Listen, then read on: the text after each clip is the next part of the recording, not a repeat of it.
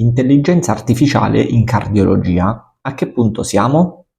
L'intelligenza artificiale ha ormai invaso la nostra vita quotidiana e ha rivoluzionato tantissimi settori. La medicina ovviamente non è da meno.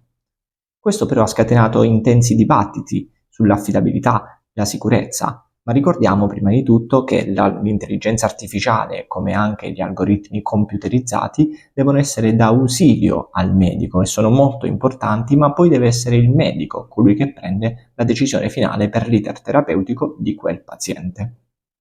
Io sono il dottor Placentino Filippo, cardiologo e aritmologo, e in questo video farò un excursus di quanto sia attuale l'intelligenza artificiale in cardiologia e delle prospettive future.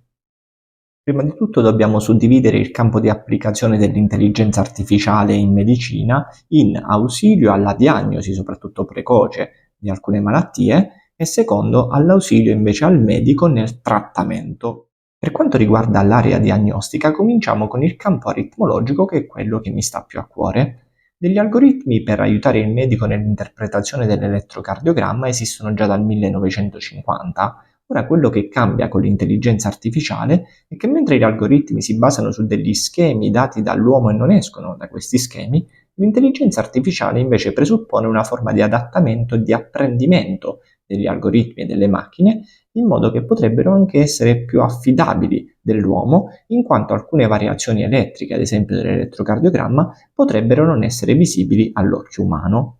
I campi più interessanti di questa applicazione sono, ad esempio, nell'elettrocardiogramma per la diagnosi precoce della fibrillazione atriale prima ancora che questa si manifesti clinicamente, o ancora il riconoscimento dei punti esatti da dove originano le aritmie all'interno del nostro cuore, senza andare a fare degli studi invasivi. Sempre restando nel campo diagnostico, un grande ausilio che sta dando l'intelligenza artificiale, la darà sempre di più in cardiologia, come in tutta la medicina, è nell'ausilio dell'ecocardiogramma, delle TAC o della risonanza magnetica. Ad esempio, questo campo è stato molto esplorato in oncologia nella diagnosi precoce delle neoplasie e delle metastasi. In cardiologia sta dando anche grandi risultati, andando a definire quelle malformazioni che potrebbero essere così lievi e impercettibili, e ancora nella prevenzione dell'infarto miocardico o ancora delle aritmie. Inoltre non dimentichiamo che con tutti gli strumenti tecnologici che abbiamo oggi, a partire dai cellulari, dagli smartwatch, ma anche i misuratori della pressione collegati a delle applicazioni, abbiamo una mole importantissima di dati clinici che potrebbero essere molto utili in futuro per l'interpretazione dei dati. L'auspicio è ovviamente che tutte queste informazioni possano portare ad un trattamento più personalizzato.